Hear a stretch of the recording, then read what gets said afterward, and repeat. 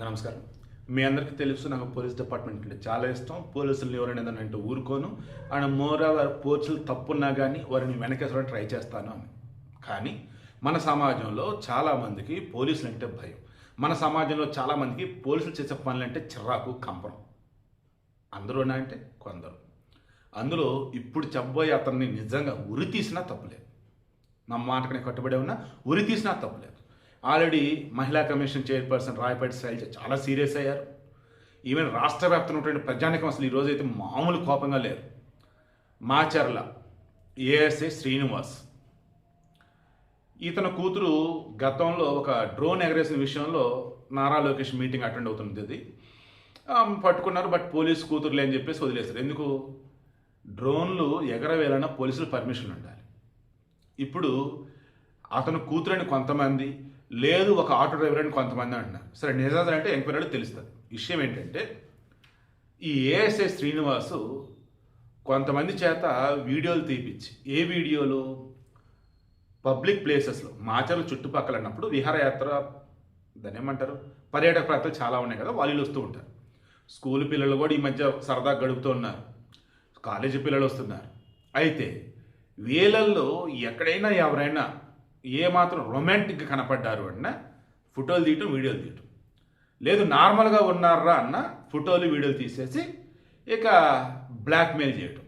ఎలా?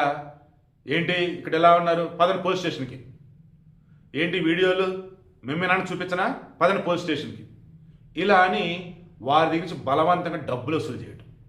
ఇక్కడి వరకు వదిలేయట్లా. మరలా ఆడవాళ్ళు అయితే ఇక వారిని కోరిక తీర్చమని వేధించడం. ఇన్నాళ్ళు భరించారు. ఇందులో ఒక వ్యాపారి వేరే ఒక ఆడామతో ఉన్నాడు క్లోజ్గా. అది వీళ్ళు వీడియోలు తీసేసి అతను బ్లాక్మెయిల్ చేశారు. ఇక అతను ఏదైతే అదేందని చెప్పేసి వెళ్ళిపోయాడు. ఎక్కడ ఎస్పీ దాకా వెళ్ళిపోయాడు. ఈలోపు ఎంక్వైరీ చేసి తెలిసింది ఏంటంటే ఎటువంటి కుప్పలని తెలిసింది. దరిద్రం ఏంటంటే ఇప్పుడు ఈ ఏఎస్ఐ శ్రీనివాసన్ సస్పెండ్ చేశారు. బట్ ఆల్రెడీ ఎస్ఐ కానిస్టేబుల్ ఆ స్టేషన్లో పనిచేసే ఇదే బాపతంట. అది విచారణ చేస్తున్నారు. వాళ్ళగా సంబంధించి కూడా ఎవరైనా బాధితులు వచ్చి అవును మమ్మల్ని వేధించారు, డబ్బులు అడిగాడు, మమ్మల్ని శారీరకంగా లోపరుచుకొని చూస్తారని చెప్తే వాళ్ళు కూడా సస్పెండ్ చేస్తారు. సస్పెండ్ చేయటం ఏంటంటే నాకు అర్థం కాదు. ముందు డిస్మిస్ చేయాలి, ముందు అరెస్ట్ చేసి లోపలేయాలి. బ్లాక్మెయిలింగ్ చేయటం ఏంటంటే అసలు పోలీసుడా కేచుడా అన్న నయ్యం. సైరేంద్ర వచ్చేసి తను ఇష్టం లేదు ఇప్పుడు కాదు అంటే, లేదు నువ్వు ఇష్టపడాల్సిందే, రావాల్సిన టైం అడిగింది. సరే టైం తీసుకో అంటాడు. ఇక్కడ అలా కాదు, టైం లేదు ఏం లేదు, ముందు డబ్బులు ఇస్తావా లేదా? సరే డబ్బులు ఇస్తే ఇచ్చావు, నా కోరిక మీద ఎవరు తీరుస్తారు, తీర్చు. ఏం చేయాలండి అసలు వాడిని? అసలు పోలీస్ డిపార్ట్మెంట్లో ఎట్లాంటి కీచుకలు, ఎట్లాంటి పాపాత్ములా. సో నేను హోంమంత్రి అనిల్ గారిని రిక్వెస్ట్ చేస్తున్నా, చంద్రబాబు రిక్వెస్ట్ చేస్తున్నా, పవన్ కళ్యాణ్ రిక్వెస్ట్ చేస్తున్నా, లోకేష్ రిక్వెస్ట్ చేస్తున్నా, ఆంధ్రప్రదేశ్ వ్యాప్తంగా అయినా రేవంత్ రెడ్డి గారు, మన తెలంగాణలో అయినా కానీ ఎక్కడైనా సరే, అటు మన ఆంధ్ర అయినా ఇటు మన తెలంగాణ అయినా, ఎక్కడైనా రెండు తెలుగు ప్రాంతాలలో కూడా ఎక్కడైనా సరే ఈ రకంగా పోలీసులు కానీ బయట వాళ్ళు కానీ, అంతకుముందు తెలంగాణలో హైదరాబాద్ చుట్టుపక్కల స్నేక్ గ్యాంగ్ అని ఒకటి ఉండేది.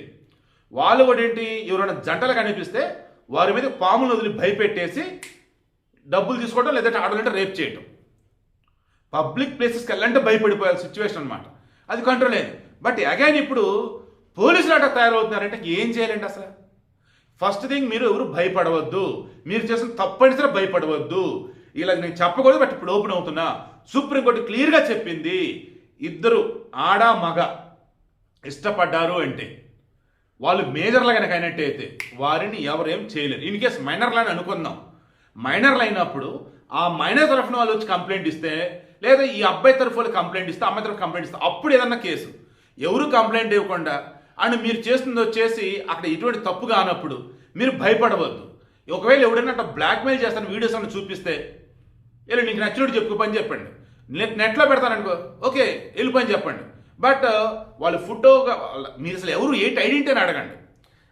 అడిగి అవునా ఓకే అఫీషియలా, సరే అయితే వెళ్ళి గో హెడ్, నీకు నచ్చింది చేసుకో. మా వల్ల కావట్లేదు, మా భయం వేస్తుంది అన్నప్పుడు వాళ్ళకి ఇవ్వాల్సింది ఇచ్చినా సరే వాళ్ళు ఎవరు ఏంటి మొత్తం గుర్తుపెట్టుకొని ఇమీడియట్గా వచ్చేసి వెళ్ళి కంప్లైంట్ చేశాడు. ఆ పోలీసులు ఎలా ఉంటే మరి ఎలా అంటారా, జిల్లా ఎస్పీ దగ్గరికి వెళ్ళిపోయింది.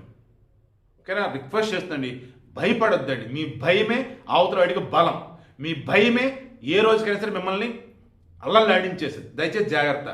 చక్కగా మంచిగా బతుకుతూ ఎంతోమంది సొసైటీలో గొప్పగా ఉన్నారు. అటువంటి వాళ్ళు నేను రిక్వెస్ట్ చేస్తూ ఉన్నా, ఎట్టి పరిస్థితుల్లో కూడా మీరు ఎక్కడైనా ఇటువంటి కనుక మీ దృష్టి కనుక వస్తే ఇమ్మీడియట్గా మీకున్న మంచి పేరును వాడి చేరాల్సిన వాళ్ళకి విషయాన్ని చేరవేసి ఈ సమాజాన్ని కాపాడండి.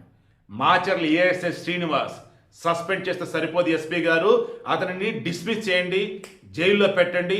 అతని వల్ల బాధింపడ్డ వాళ్ళు ఎవరైతే ఉన్నారో వారందరూ స్టేట్మెంట్స్ తీసుకోండి, జీవితాన్ని అతను జైల్లో వేయండి.